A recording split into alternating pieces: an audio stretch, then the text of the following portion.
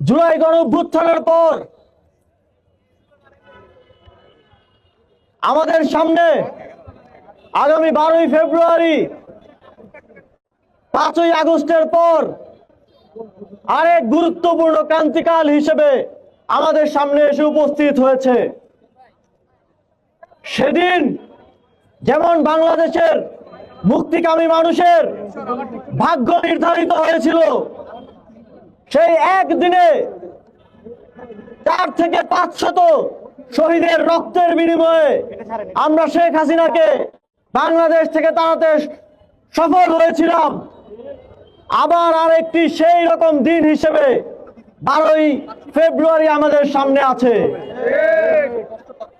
সেই দিনটির জন্য আমরা 17 বছরের প্রস্তুতি নিয়েছিলাম, কিন্তু এখন আমাদেরকে আর রক্ত দিতে হবে না, আমাদেরকে শুধু সিল দিতে হবে।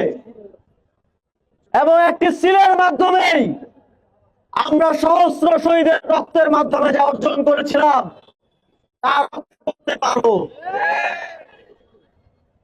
বন্ধুগণ, এই সুযোগ আমাদেরকে কাজে লাগাতে হবে। আমরা দেখেছি জুলাই গণঅভ্যুত্থানের পর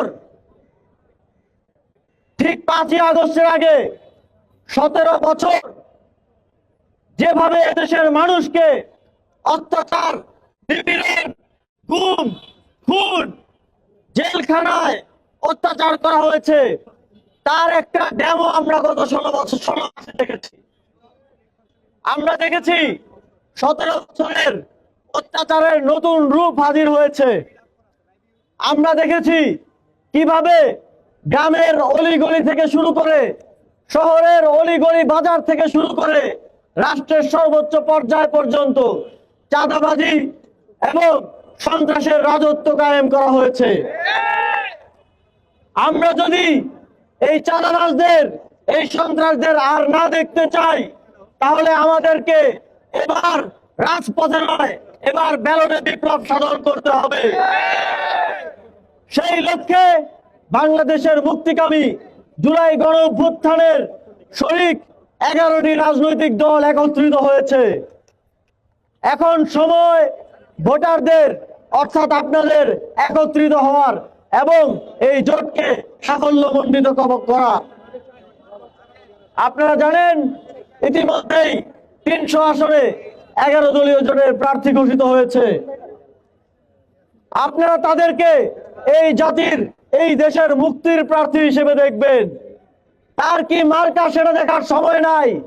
আমরা শুধু দেখব এদেশের জনগণ হিসেবে এই দেশের মুক্তি কোন প্রার্থী কোন জোট এনে দিতে পারবে।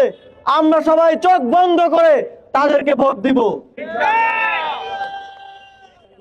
আমাদের ভোটের মাধ্যমে আমাদের এই প্রজন্মের এবং পরবর্তী প্রজন্মের স্বাধীনতা এবং মুক্তি নিহিত হয়ে থাকবে।